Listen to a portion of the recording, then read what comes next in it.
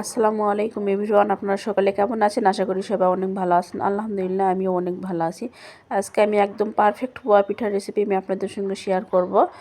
শুকনা চালের গুঁড়ি দিয়ে অনেকেই পোয়া পিঠা ঘরে বানিয়ে নিতে পারেন না। আমি একদম ঝটপট শুকনা চালের গুঁড়ি দিয়ে পোয়া পিঠা বানানোর রেসিপি আমি আপনাদের সঙ্গে শেয়ার করব। চলুন পুরো ভিডিওটা আমরা সাধারণত ঘরে ভেজা চালের গুঁড়ি দিয়ে পিঠাটা বানাতে পারি, কিন্তু শুকনা চালের গুঁড়ি দিয়ে পিঠাগুলো বানাতে গেলে কিন্তু হেরফের খাওয়া যায়।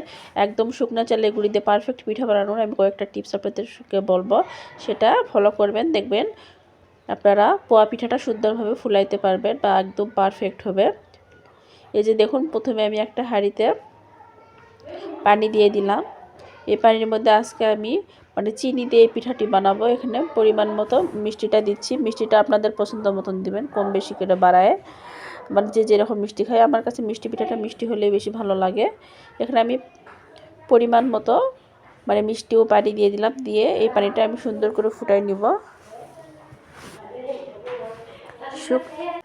এখানে দেখুন, পানিটা যখন ফুটে আসবে তখন সুন্দর করে মিষ্টিটাও চিনিটাও গলে যাবে।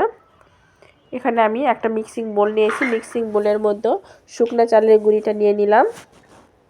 এবার শুকনা চালের গুঁড়ির মধ্যে আমি দেখুন একদম ঝরঝরে শুকনা চালের গুঁড়ি নিয়েছি। আমরা ভিজে চালের গুঁড়ি দিতে ঝটপট বানিয়ে নিই, দেখুন শুকনা চালের গুঁড়ি দিয়ে পিঠাগুলো বানাতে গেলে হেল্পেস হয়। কিন্তু আমি যে টিপসগুলো বলতেছি সেগুলো একটু ফলো করবেন। এই যে দেখুন, মিষ্টি যে গরম শিরাটা হাতে মাখা যেন যায়, এরকম যেন গরম হয়। বেশি গরম হলে কিন্তু হাত দিতে পারবেন না। মিষ্টি আমি উষ্ণ গরম যে শিরাটা আছে একটু একটু করে দিচ্ছি। আর চালের গুঁড়িটা সুন্দর করে আমি মাখিয়ে দিচ্ছি। হাতে এটা সুন্দর করে মাখিয়ে নিতে হবে, তাহলে একটু আঠালো আঠালো ভাব চলে আসবে। একটু সময় নিয়ে মাখিয়ে নেবেন। আমি এই যে দেখুন সময় নিয়ে মাখিয়ে নিতে, ঝটপট পিঠাটা আমি বানাবো, একদম রেস্টেও রাখবো না, কিন্তু হাতে একটু সময় ধরে মাখিয়ে নিতে হবে। এই যে দেখুন, আমি ব্যাটারটা ঠিক এরকম করছি, আঙুলে নিলে বোঝা যাচ্ছে। এটা একদম বেশ ঘনও হবে না, আবার বেশ পাতলাও হবে না। শুকনো চালের গুঁড়ি দিয়ে পিঠা বানাতে গেলে আসল টিপস হলো আপনার একটু নর্মাল পানি দিলে হবে না, একটু গরম করে নিতে হবে পানি বা শিরাটা। আর আপনার দিতে হবে একটু হাতে বেশি করে মাখিয়ে নিতে হবে, তাহলে আপনার পিঠাগুলো ফুলকো ফুলকো হবে আর ভিতরে একদম কাঁচা থাকবে না, সুন্দরভাবে হয়ে যাবে। এখানে আমি একটা চুলায় কড়াই বসাই দিলাম। কড়াই বসাই দিয়ে সাদা তেল দিয়ে দিলাম। সাদা তেলটা যখন ভালোভাবে গরম হয়ে আসবে তখন আমি এই পিঠাটা তেলের মধ্যে দিয়ে দিব। এই যে দেখুন, মাশাআল্লাহ দিলে প্রথম পিঠাটা আমি দিয়ে দিলাম। দেখুন পিঠাটি আমার কত সুন্দরভাবে ফুলতেছে। আর একটু ফুলতে ফুলতে থেমে যেতে যদি লাগে তাহলে উপর থেকে একটু তেল উপর থেকে দিয়ে দিবেন, তাহলে দেখবেন পারফেক্টভাবে দুপাশে সুন্দর করে ফুলবে।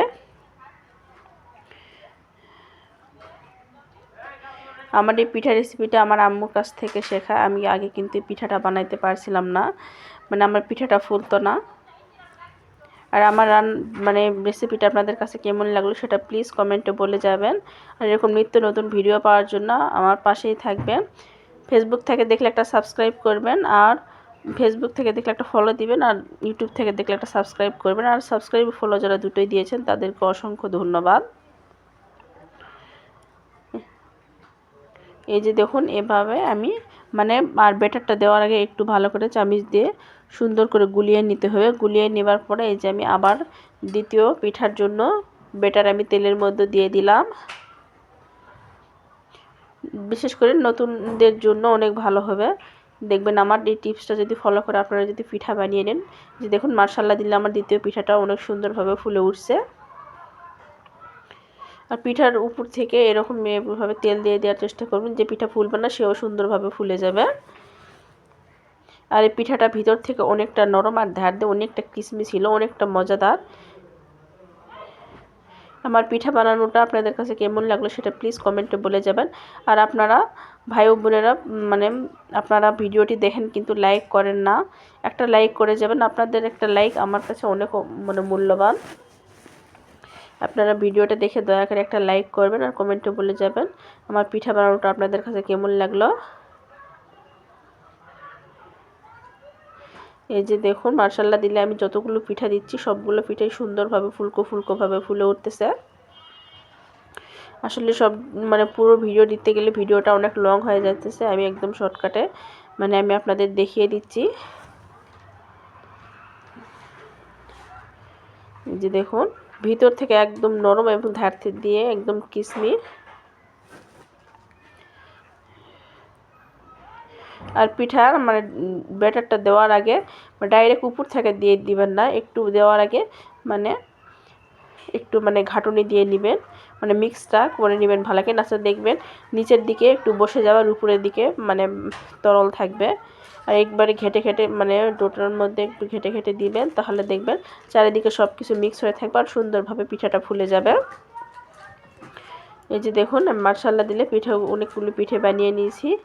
এই যে পিঠাগুলো দেখেই মনে হচ্ছে কতটা লোভনীয়, আর এটা দেখতে যতটা সুন্দর খেতেও অনেকটা মজা ছিল। আমি একটা আপনাদের দেখিয়ে দিচ্ছি। এই যে দেখুন মাশাআল্লাহ দিলে ভিতর থেকে একদম পারফেক্ট, ভিতরে একদম কোনো কাঁচা নাই, একদম নরম তুলতুলে।